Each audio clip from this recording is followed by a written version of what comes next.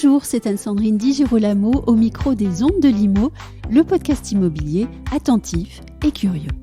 Walid Goudiar, membre du comité de direction de JLL, me dit un jour, au détour d'une conversation tout à fait informelle, que les entreprises de l'immobilier n'ont pas d'autre choix que de devenir des entreprises à mission. Voilà qui méritait un micro, nous prenons rendez-vous. Nous invitons également Marion Valère, directrice générale du pavillon de l'Arsenal à Paris, et nous voici à trois pour un moment à la fois instructif et constructif. Voici donc Walid Goudiar et Marion Valère. Marion Valère, bonjour. Bonjour. Walid Goudiar, bonjour. Bonjour. Peut-être allons-nous commencer cet entretien en rappelant ce qu'est une entreprise à mission. Walid Goudiar. C'est très simple, c'est un principe introduit par la loi Pacte, Oui. qui consiste à officiellement, juridiquement, expliciter la raison d'être d'une entreprise. Mais ce qui me semble beaucoup plus intéressant dans l'entreprise à mission, c'est le fait d'expliciter des objectifs sociaux et environnementaux qui sont ensuite contrôlés par un organisme tiers. Oui. Et ça, c'est très nouveau dans la manière de penser le rôle et la fonction de l'entreprise. C'est vrai qu'il y a des obligations de vérification des objectifs et de contrôle par un organisme certifié. Et c'est ce point-là qui différencie une entreprise à mission d'une entreprise qui aurait des bonnes volontés qu'elle affiche, par exemple, sur son site Internet. C'est exactement ça. En fait, on essaie de traiter avec le même sérieux le social et l'environnemental, au même niveau que l'économique. Si simple que ça de mon point de vue. Il faut aussi savoir que 80% de ces entreprises ont moins de 50 salariés et que donc l'entreprise à mission n'est pas forcément une grosse entreprise. Moi, j'aimerais qu'on insiste aussi sur la question du secteur, puisque on trouve beaucoup d'entreprises à mission dans la banque, dans l'assurance, dans le conseil, dans les nouvelles technologies, dans la cosmétique, l'agroalimentaire bio. Et j'aimerais savoir, selon vous, Walid Goudiar, où se situe le secteur immobilier dans ce nouvel écosystème des entreprises à mission ? Le secteur de l'immobilier est, de mon point de vue, en retard, oui.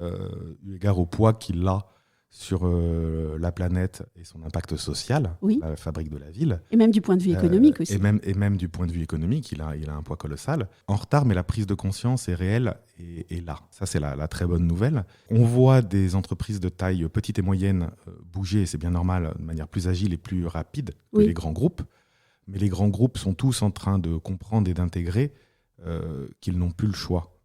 Et moi, je crois beaucoup à la vertu de cohérence en entreprise.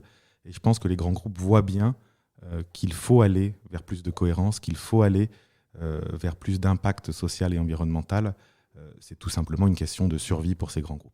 Est-ce que selon vous, les grands groupes, les grandes entreprises doivent aussi montrer l'exemple ? Moi, je crois que tout le monde doit montrer l'exemple, en fait. Je crois que les grandes entreprises doivent montrer l'exemple, les PME doivent montrer l'exemple. À titre individuel, on doit tous entamer des chemins de conversion écologique et sociale. Et enfin, évidemment, l'État et les collectivités locales ont un rôle majeur à jouer. Donc, je ne crois pas à un acteur exemplaire parmi d'autres. Oui. Je crois vraiment à un mouvement de fond, ce qui est parfois un peu épuisant, parce que comme tout mouvement de fond, c'est lent, c'est difficile. Mais je ne crois pas qu'un acteur soit plus en pointe ou qu'une partie prenante soit plus en pointe ou plus vertueuse que les autres. Il faut vraiment que toutes les échelles se mettent à bouger. On va prendre, si vous le voulez bien, un exemple, puisqu'il est assez récent. Le 30 juin 2022, c'est le groupe Novaxia qui a présenté son premier rapport de comité de mission. Donc, c'est ce dont on parlait, en fait. Ils ont déjà passé l'étape des contrôles et maintenant, ils en sont déjà au premier rapport. Ce rapport rend compte de manière chiffrée, concrète et validée par les experts et un organisme tiers indépendant de ses engagements d'entreprise à mission et notamment chez Novaxia de développer l'investissement dans le recyclage urbain au bénéfice du plus grand nombre. Il me semble que cet exemple est intéressant parce que Novaxia est devenue entreprise à mission en décembre 2020 à la suite du vote à l'unanimité de ses salariés. Au fond, est-ce que vous êtes tous les deux d'accord avec l'idée que ce sont les clients et les salariés qui vont pousser les entreprises de l'immobilier à se doter d'une mission supplémentaire à celle de générer du profit et créer de la valeur, en fait? Alors, je vais laisser Marion me donner son point de vue de partenaire que nous croisons souvent, mais du point de vue privé de chef d'entreprise que je suis, oui. Un grand oui. Et avant même les clients, les salariés. Moi, je peux vous témoigner que JLL, la société dans laquelle je travaille, a vécu une conversion forte. Et la lame de fond est clairement venue des salariés, et pas uniquement en France, dans beaucoup de pays. il y a une vraie quête de sens et le caractère de société à mission, ou purpose pour prendre le terme anglo-saxon, il est pour moi essentiel et déterminant de la bonne conduite d'une entreprise aujourd'hui. C'est pas toujours simple, c'est très imparfait et il doit être attaché à un deuxième devoir qui est un devoir de vérité. C'est-à-dire qu'il faut être très, très clair sur ses forces et sur ses fragilités. Parce que toutes les sociétés, JLL, Novaxia, on peut toutes les dérouler, ont toutes des forces, des choses qui marchent bien et des faiblesses. Et je crois qu'un des grands enjeux du statut de société à mission, c'est aussi d'intégrer dans la sphère économique la notion de fragilité, la notion de faiblesse, de savoir assumer les zones d'ombre et les endroits où on est moins bon. Parce que si on ne le fait pas, le lien de confiance se casse avec les parties prenantes. Marion Valère ?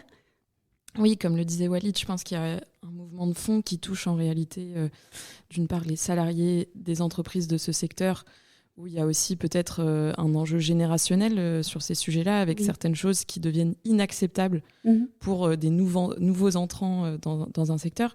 Et puis, il y a aussi le grand public. Moi, le pavillon de l'Arsenal que je dirige a pour mission d'informer le grand public aux enjeux urbains architecturaux. Et je crois, j'ai envie de croire aussi que finalement, le grand public est parfois en avance aussi et peut demander des choses, en fait, parce qu'il va s'exprimer sur des projets ou parce qu'il va parfois acheter un logement et que le grand public peut aussi pousser les entreprises de ce secteur et les élus. Et donc, c'est un mouvement collectif. De toute façon, ça ne marchera que si c'est un mouvement collectif. Walid Boudiar, vous avez parlé des salariés, mais est-ce qu'on peut dire pour aux auditeurs la différence justement entre l'engagement de l'entreprise à devenir une entreprise à mission et puis le fait qu'elle travaille, par exemple, sa RSE ?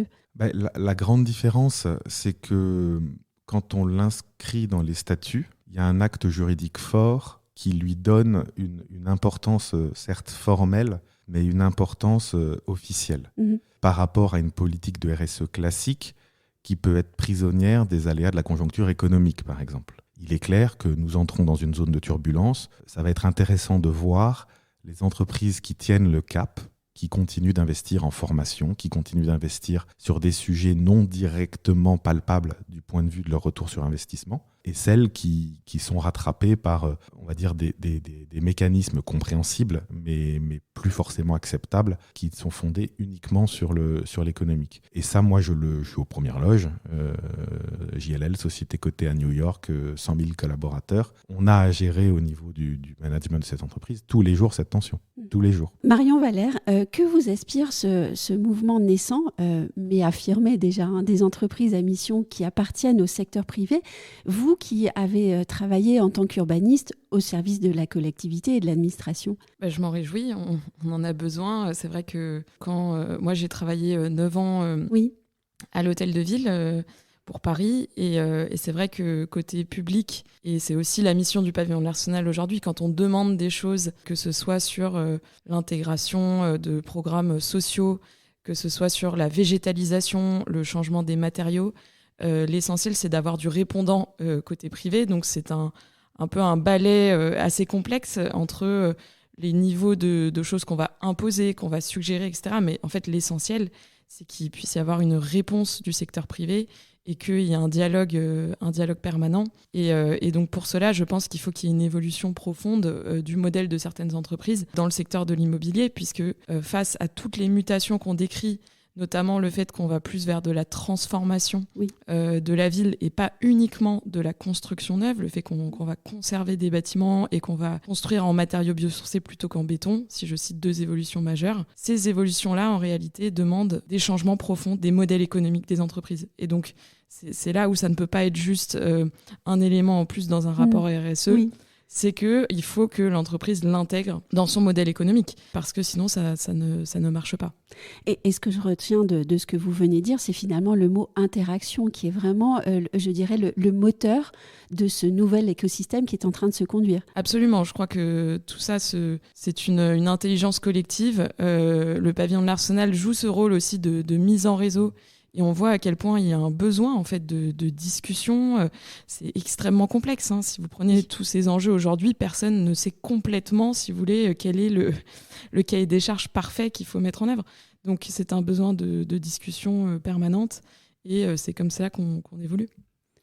Est-ce qu'il y a des points de fierté, par exemple, sur certains accomplissements dans certains projets que vous auriez pu mener, Walid Goudia ? Il y en a plein. Oui. Ils sont totalement subjectifs. Oui, mais c'est pour ça que vous êtes là. Non, le premier point de fierté, c'est l'accent mis sur la formation. On a développé chez JLL le Sustainability Pass, oui. Et tous les collaborateurs de JLL France, 1200, sont en train d'y passer. Oui. Pareil avec la fresque du climat. Donc ça, c'est des vrais points de fierté. Autre point de fierté, la liberté de ton qu'on a pu installer dans une grosse boîte bien institutionnelle, qui peut être bien rigide, comme la mienne. On est coté, donc on parle à peu près toutes les 2 lignes de croissance. Et ben, quand on peut inviter dans nos murs pour une conférence de 2 heures avec questions-réponses, 150 salariés présents, Timothée Paric, à l'occasion du commentaire de son ouvrage Ralentir ou périr, oui. pour parler de décroissance, ça m'intéresse et ça m'amuse. Parce que c'est en frottant un peu les angles qu'on fait sortir les bonnes idées. Donc ça, c'est 3 exemples simples de fierté. Et vous, Marion Valère ? Moi, une fierté, c'est de me rappeler, en fait, quand on commençait à travailler sur certains thèmes et qu'on nous disait c'est vraiment impossible. Je me souviens, quand on demandait au début, justement, à ce qu'il y ait des immeubles construits en bois à Paris, ou même quand on demandait à ce qu'il y ait du coworking. On ne s'en rappelle pas, mais c'était il n'y a pas si longtemps, ou qu'on demandait de la végétalisation. On nous disait c'est trop compliqué. Et de voir aujourd'hui des éléments comme ça qui se sont généralisés. Ça me rend très fière parce que je me dis collectivement, on y est arrivé. Et un autre élément de fierté, bien sûr, c'est de voir les projets quand ils sont réalisés et qui correspondent exactement à ce qui était promis. Moi, juste en face du pavillon de l'Arsenal, j'ai l'immeuble Morland Mixité Capital, qui est un immeuble de Réinventer Paris que j'ai pu suivre tout du long. Et c'est vrai que de voir chaque jour un immeuble comme ça, où il y a tant d'usages mêlés, où le bâtiment a été conservé, et de voir que toutes ces promesses ont été tenues, c'est vrai que ça fait plaisir et ça rend fier. Alors tout à l'heure, on a évoqué les difficultés économiques. Il est vrai qu'on rentre dans une période difficile du point de vue économique, et cela notamment pour les entreprises de l'immobilier et du bâtiment. Est-ce à dire que l'effort qui serait demandé aux entreprises pour intégrer cette nouvelle donnée, pour devenir une entreprise à mission, est trop important parce qu'il viendrait grever la rentabilité de l'entreprise encore plus, et donc il faudrait remettre à plus tard cet objectif pour elle que de se rapprocher du modèle des entreprises à mission. Walid Goudia. Moi, je pense que ça a forcément secoué dans les 2 ans qui viennent. On rentre en période de turbulence. Mais je pense que c'est une période de turbulence qui n'est pas pour revenir à ce qu'était le monde économique d'avant. On rentre dans une période de turbulence pour entrer dans une nouvelle ère.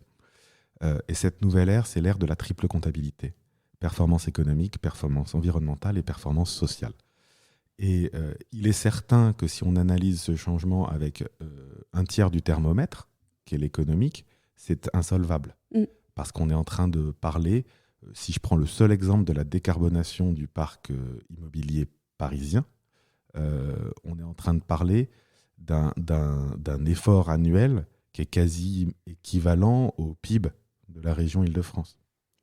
Donc en fait, c'est ce glissement de modèle qu'il convient d'analyser. Le deuxième élément, et ça, c'est pour ça aussi que je suis assez fier d'interventions comme celle de Timothée Paric, quand il vient chez nous, c'est l'invitation à la prospective.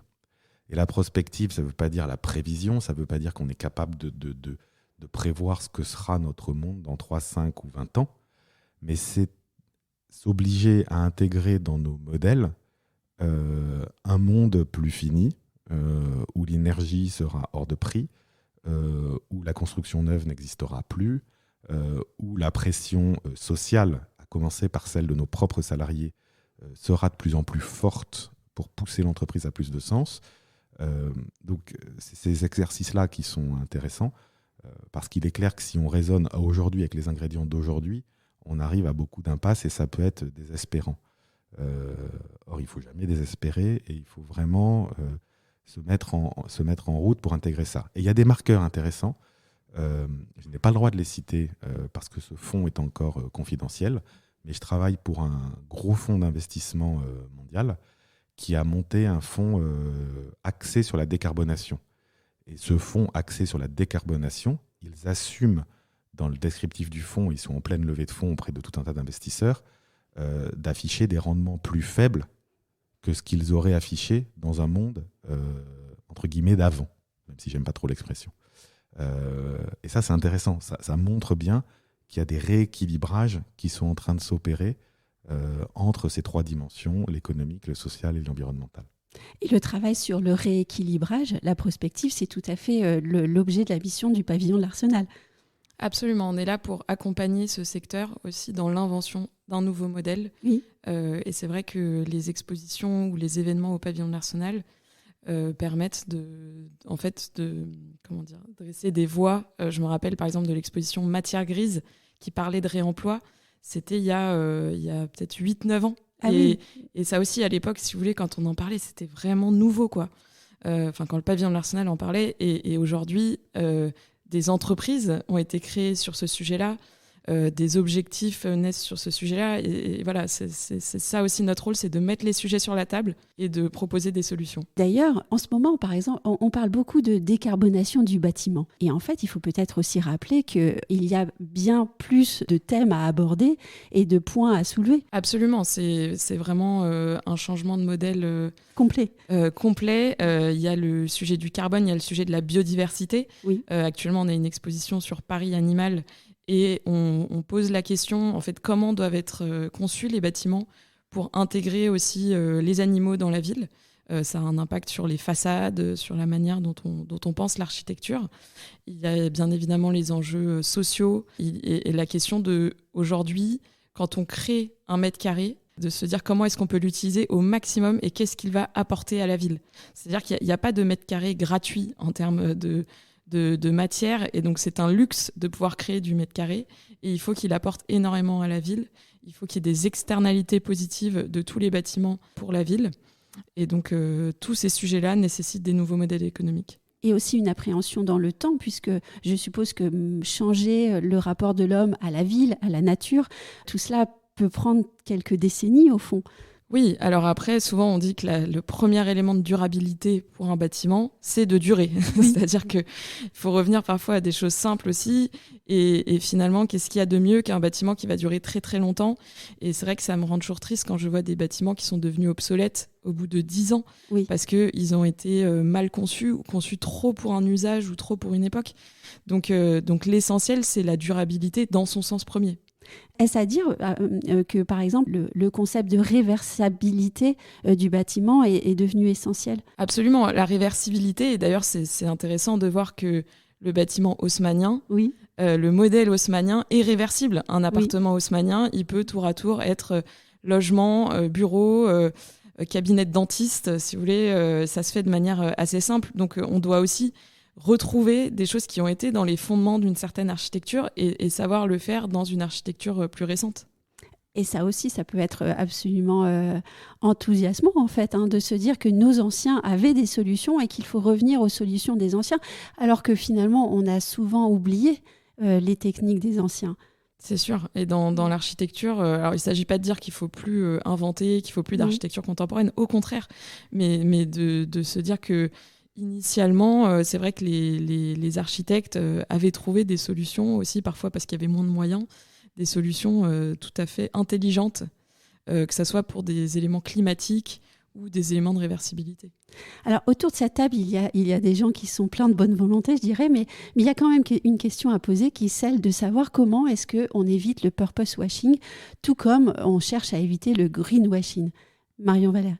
Comment on évite ? Déjà, je pense qu'il faut mettre les bons mots, puisque il y a du purpose washing. J'ai découvert ce terme ce matin, mais à mon sens, il y a du purpose washing quand les choses ne sont pas claires. Si vous voulez, il y a un moment, il faut dire les choses pour éviter que ça soit que de la com. Donc, il faut se dire quels sont les critères, qu'est-ce qu'un projet vraiment écologique, et il y a tout un travail vraiment intellectuel d'explicitation, de description, pour qu'on sache ensemble distinguer la com de la réalité. Et Walid Goudia, vous vouliez réagir ? Oui, je crois que dans le droit fil de ce que Marion disait, je crois que le purpose washing, pour l'éviter, comme on évite le greenwashing, il y a 3 piliers. Il y a un premier pilier, vous l'entendez souvent dans ma bouche, Anne-Sandrine, qui est celui de la vérité et de la sincérité. Premier point. ce qu'on dit est factuel, correspond à la réalité de ce que fait l'entreprise. Et c'est pas simple, hein. La tentation marketing, de raconter la belle histoire, elle est présente partout. D'ailleurs, pas qu'en entreprise, en demeurant. C'est probablement très humain. Le deuxième sujet, c'est celui de la formation et de l'éducation de l'individu.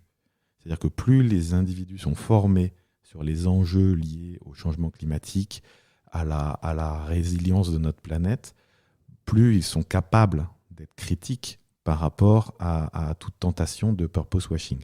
Et enfin, je ne crois pas du tout à la main invisible qui prouve depuis des décennies qu'elle n'existe pas. Je crois à un capitalisme régulé avec un régulateur qui joue son rôle. Et là, il est évidemment essentiel. Donc, 3 piliers. Sincérité du projet de l'entreprise, éducation, formation des citoyens et régulation bien ordonnée. Je dis bien ordonnée. Walid Goudiar, lorsqu'on s'est rencontrés, vous m'avez dit « l'immobilier n'a pas le choix ». L'entreprise de demain doit être une entreprise à mission. C'est un peu court, non, que de dire aux entrepreneurs qui nous écoutent qu'ils n'ont pas le choix. Qu'est-ce qu'on leur dit alors pour enclencher le mouvement et pour les convaincre qu'il faut s'y mettre et avoir le déclic ? Alors, je vais avoir deux réponses. Premièrement, on n'a pas le choix, mais c'est une chance. L'immobilier reste un secteur béni. Dans le cadre de la grande transition environnementale que toutes les économies de tous les pays du monde ont à faire, qu'ils le reconnaissent ou pas, c'est une chose que d'être dans un secteur comme le nôtre où on est en train de parler du réajustement de tout l'environnement bâti que nous connaissons, ce qui veut dire qu'il y a matière, il y a solution, il va y avoir des solutions, y compris économiques, qui vont porter et faire émerger toute une série de filières par rapport à d'autres industries. J'ai en tête le transport aérien, où les perspectives sont quand même plus difficiles. Oui. Donc n'oublions jamais ça. L'immobilier reste un secteur qui a une chance inouïe. Même en ces temps difficiles, on est au cœur de toute une série de transformations, de flux, d'activités, d'innovations qui vont se produire.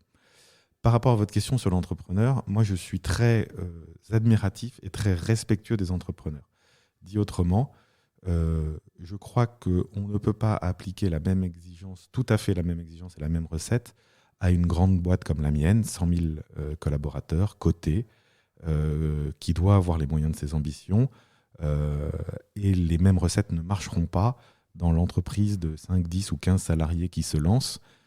Cela étant, cette entreprise de 5, 10 ou 15 salariés qui se lance, que je constate aujourd'hui, moi, dans l'immobilier en tout cas, je ne connais pas d'exemple d'entrepreneur qui se lance qui n'ait pas en tête un enjeu de cohérence, de projet et de mission sous-jacente à ce qu'il a envie de faire. Si j'en connais, mais c'est vraiment une minorité claire. Je vous remercie tous les deux d'avoir participé à cette émission et puis je suis persuadée qu'on se reverra très bientôt pour continuer cet échange. Merci beaucoup. Merci Anne-Sandrine. Merci.